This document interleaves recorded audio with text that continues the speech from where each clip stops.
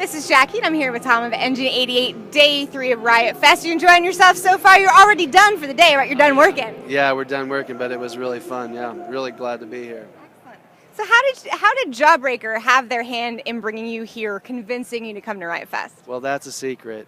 No, they were friends of ours when they were touring, and we toured with them extensively, and really got to be friends. Our drummers have a business together, so there's a connection there from a lifelong connection.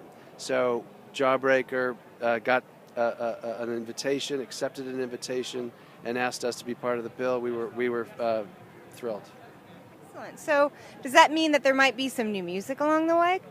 Well, there's been a lot of talk of that, and there's been a lot of re-entry into an artistic place. We left a lot behind, and I think all artists struggle with that and life, and how much they can pull their material and focus with them. We're not getting any younger. Me neither. Yeah, nobody is. But you can still really bring it, and this has been one of those moments where we realize, hey, this is cool. We could really keep doing this. And so there's been talk of the four of us of continuing to see where this goes, and maybe do some more shows, and maybe start to work on some stuff. There's definitely been talk. Who knows? Some smart guys out there said that political unrest brings about good punk music. So what are some things that maybe might influence you if you do start writing again? Well, that's really a good question. I mean, I remember that punk rock saved my life, 1981, 930 Club. Oh, 930 Club. Washington, D.C. Our hometown friends. Yeah, good. I was in a band called Social Suicide at the time. And finding that punk rock community that was somehow feeling what I was feeling, has always sort of been the tribe of my life, right? You get away from that, and you move into the professional world, because I am a professional for sure right now. I'm engaged in the world, and yet bringing and we do environmental impact analysis. It's what we do for big water projects in California.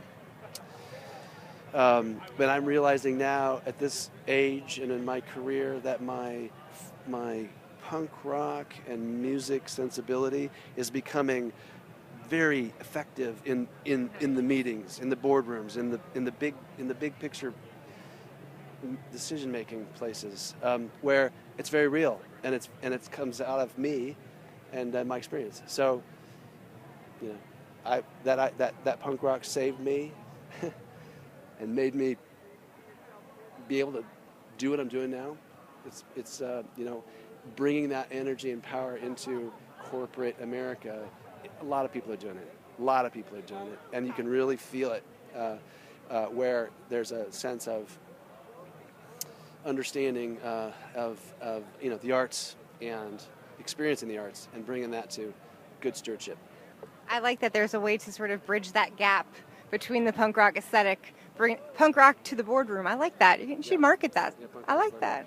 Well, it's a grassroots thing, and politicians respond to grassroots. So you bring it, they can tell you're honest. And that's how it works. Speaking of grassroots and your art, looking back, how do you feel that your sound has evolved from maybe your Funny Car to Files and Death and Stuff? Right. Funny Car is a song that is, so juvenile and silly, and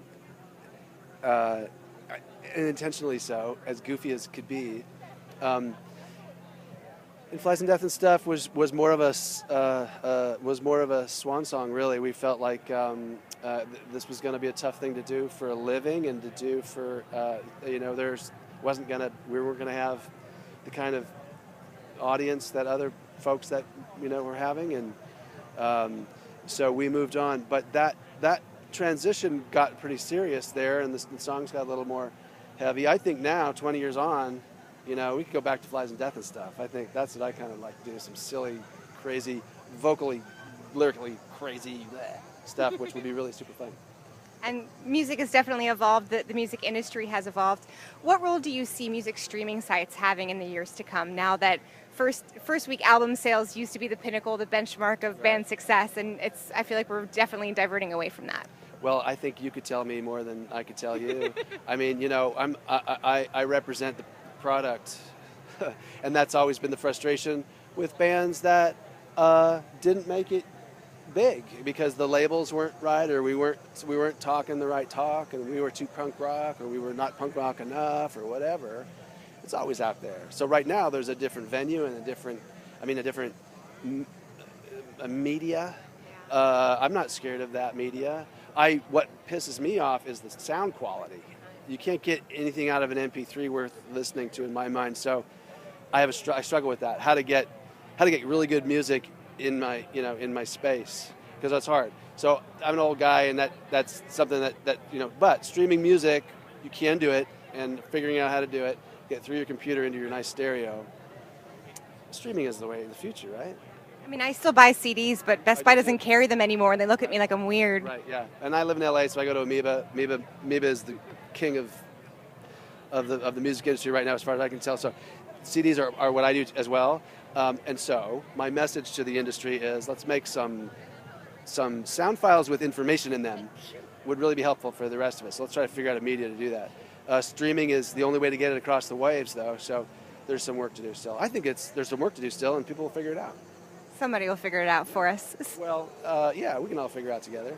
But I can't listen to anything on a phone. I can't either. Yeah. The quality you write is terrible.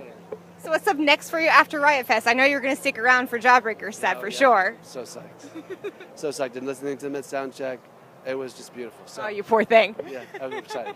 So what's up next after that? Well, I think we're going to do some shows in the Bay Area, and maybe we'll try to, move that around California a little bit. And California is a little bit isolated out on the west, so it's hard to get, to the West Coast, or even, to the East Coast, or even to the Midwest.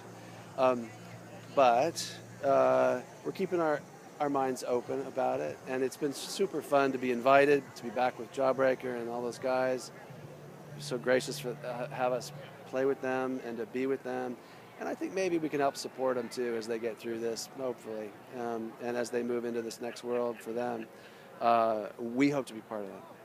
It's been fun. Well, stay tuned for much more from Engine 88. This is Jackie. Thanks to Chorus FM and In the Key of Change.